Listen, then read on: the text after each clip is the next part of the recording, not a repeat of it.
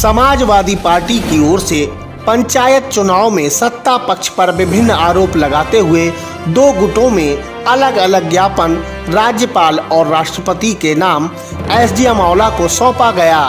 आंवला में सपा दो गुटों में बटी हुई दिखाई दी।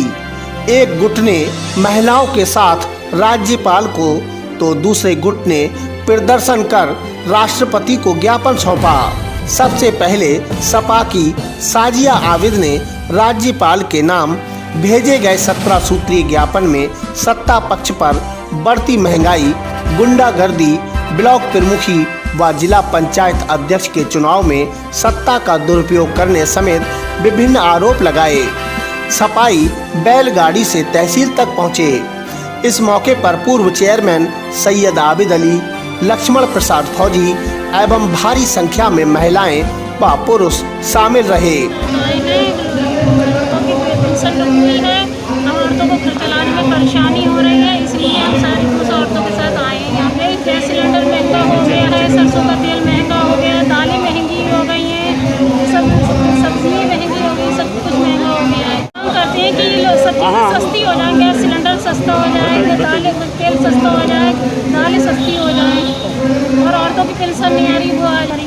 वहीं समाजवादी पार्टी की ही ओर से तहसील कार्यालय के सामने विरोध प्रदर्शन किया गया और योगी मोदी मुर्दाबाद के नारे लगाकर विभिन्न आरोप लगाए गए। सपाइयों ने एसडीएम आंवला पारुल तरार को राष्ट्रपति को संबोधित एक ज्ञापन सौंपा। इस मौके पर डॉक्टर जीराज सिंह यादव, डॉक्टर वीर बहादुर सिंह, बीडी वर्मा, लक्ष्मण प्रसाद फौजी, अरविंद यादव, मुदित प्रताप सिंह, भूपेंद्र सिंह, डॉक्टर इंद्रपाल सिंह, जुल्फकार खां, सोनू यदुवंशी, डॉक्टर ज्ञान सिंह, मस्कूर खां आदि सपाई मौजूद रहे।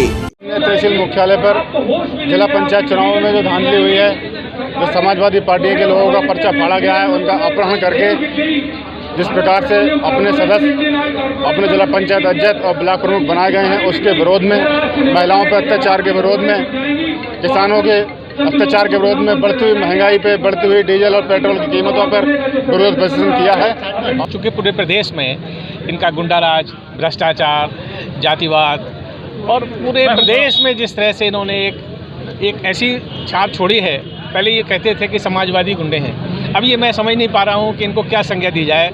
ये तो डकैतों से भी आगे निकल गए। समाजवादी पार्टी में फिलहाल आंवला में कोई गुटबाजी नहीं है।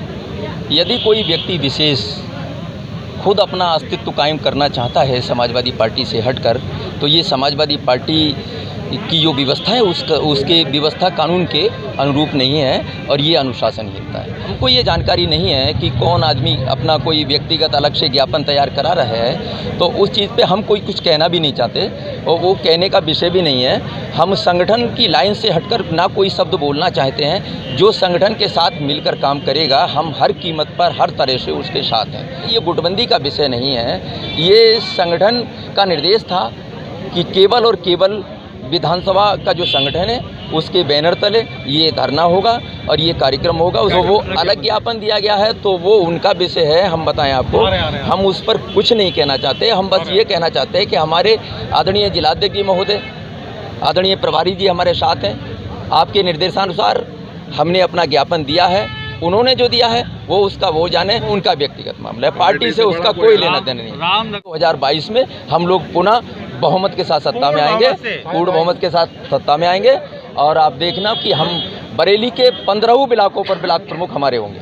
तो हम इस गूंगी बहरी सरकार को जनता के माध्यम से ये दिखाना चाहते हैं कि समाजवादी पार्टी चूँकि गांव गरीब किसान की पार्टी है और इस समय जो हालात हैं किसानों के, किसान चाहे कोई भी बिरादरी का हो जो खेती करता है, आप भी चाहे पत्रकार हो लेकिन रोटी आपके यहाँ भी गेहूं की ही पकती है, तो किसान जब परेशान होगा तो मैं सोचता हूँ देश में कहीं खुशहाली नहीं आएगी। किसानों की समस्याओं को लेकर, नौजवानों की समस्याओं को लेकर और छात्रों की जो समस्याएं हैं, फीस वृद्धि, इसको लेकर, गन्ना किसानों के भुगतान को लेकर, गेहूँ का जो भुगतान MSP पर नहीं हुआ, इसको लेकर हम सब लोगों ने ये प्रदर्शन किया था।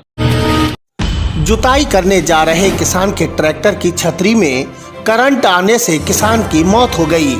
उक्त घटना से परिवार में कोहराम मच गया है।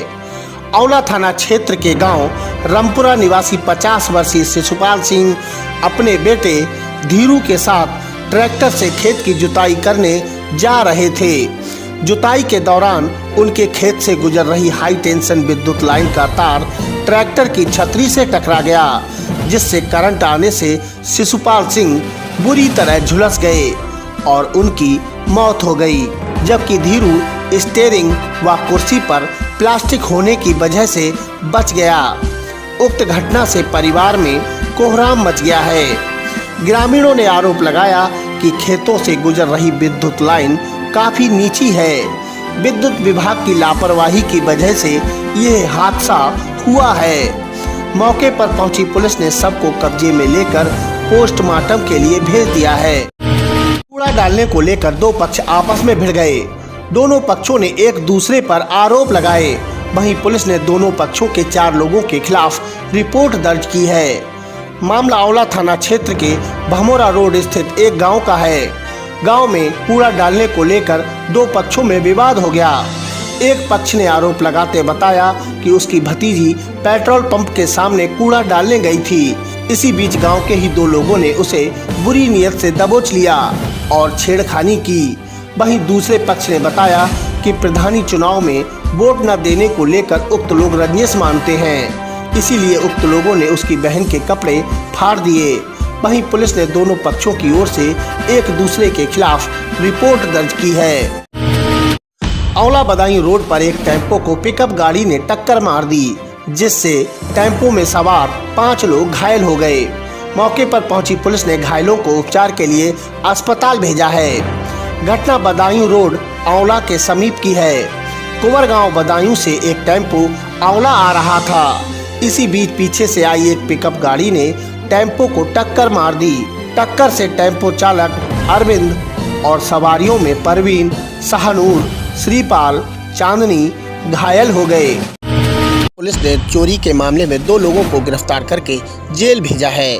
बिसारतगंज पुलिस ने एक कॉलेज से समरसेबिल पंप व पाइप चोरी करने के मामले में 2 चोरों को गिरफ्तार करके घटना का खुलासा कर दिया है।